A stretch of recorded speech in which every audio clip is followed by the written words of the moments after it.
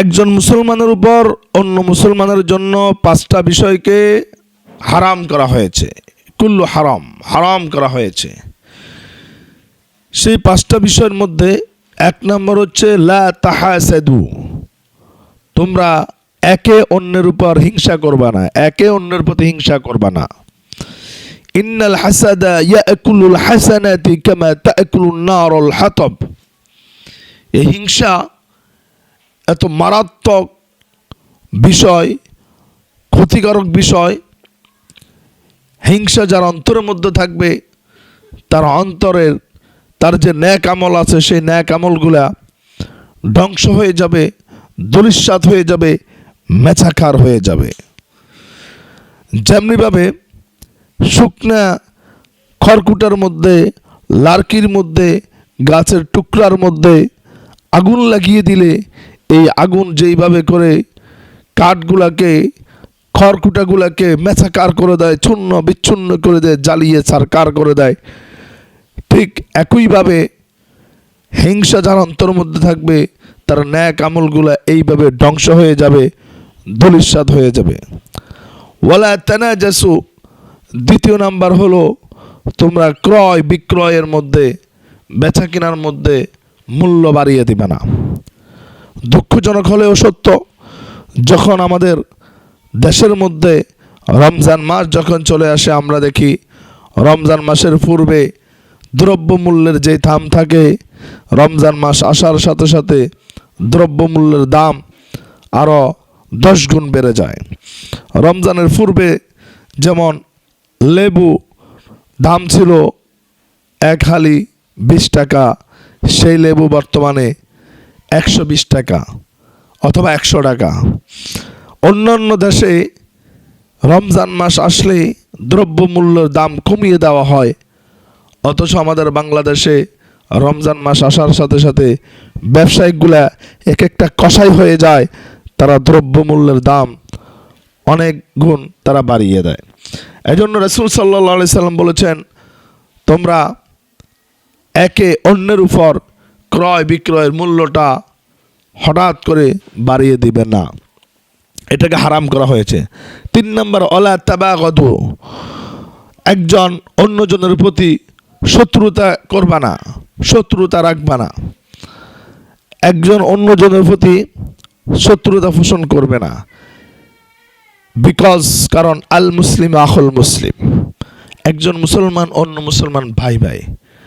যেমনিভাবে তুমি তোমার আপন ভাইয়ের প্রতি শত্রুতা করতে পারো না, ঠিক তেমনিভাবে একজন মুসলমান অন্য মুসলমানের উপর, অন্য মুসলমানের প্রতি শত্রুতা করতে পারে না।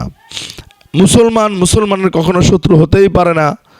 মুসলমান মুসলমানের ভাই ভাই হবে, বন্ধু হবে, বন্ধুস্বরূপ আচরণ করতে হবে। একজন মুসলমানের শত্রু হবে বেদুইন, নাস্তিক, মোরতাদ, ইহুদি, খ্রিস্টানরা। কিন্তু দেখা যাচ্ছে ইহুদি, খ্রিস্টান বা হিন্দুরা আমাদের সাথে যে একটা সম্পর্ক থাকে, আমাদের আল মুসলিম আখুল মুসলিম, একজন মুসলমানের সাথে অন্য মুসলমানের সেইভাবে সম্পর্ক থাকে না।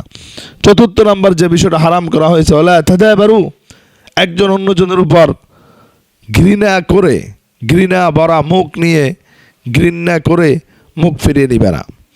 দেখা যাচ্ছে আমাদের সমাজে সেটা আছে, আমরা একজন মুসলমান একজন প্রতিবেশী অন্য প্রতিবেশীকে ঘৃণা করি, আর ঘৃণা করে আমরা আমাদের মুখটা ফিরিয়ে নিই।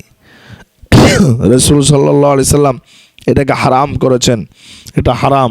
রমজান মাসে যদি তুমি এই কাজগুলো করে থাকো, তাহলে তোমার রমজান, তোমার এই রোজা কোনোভাবেই শুদ্ধ হবে না, সহিহ হবে না।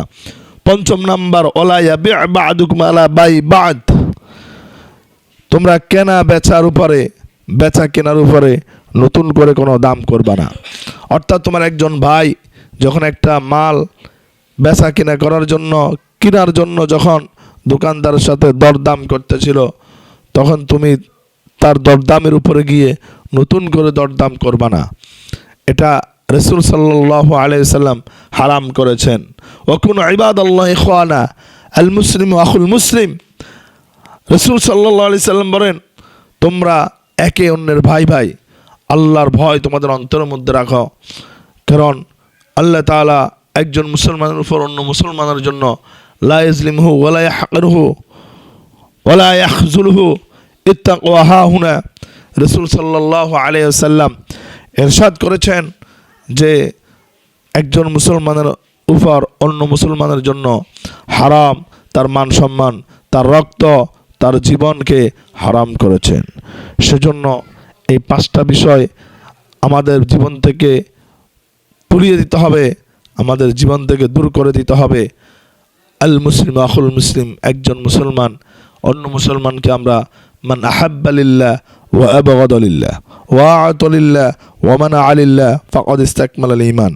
আমরা কেবল মানুষকে ভালোবাসবো আল্লাহ সন্তুষ্টির জন্য, আমরা মানুষকে ঘৃণা করবো আল্লাহ সন্তুষ্টির জন্য, আমরা মানুষের সাথে শত্রুতা করব সেটাও আল্লাহ সন্তুষ্টির জন্য, আমরা মানুষের সাথে মহাব্বত করব, ভালোবাসা আদান প্রদান করব, আলিঙ্গন করব, সম্পর্ক বজায় রাখব, সেটাও হবে একমাত্র আল্লাহর সন্তুষ্টির জন্য।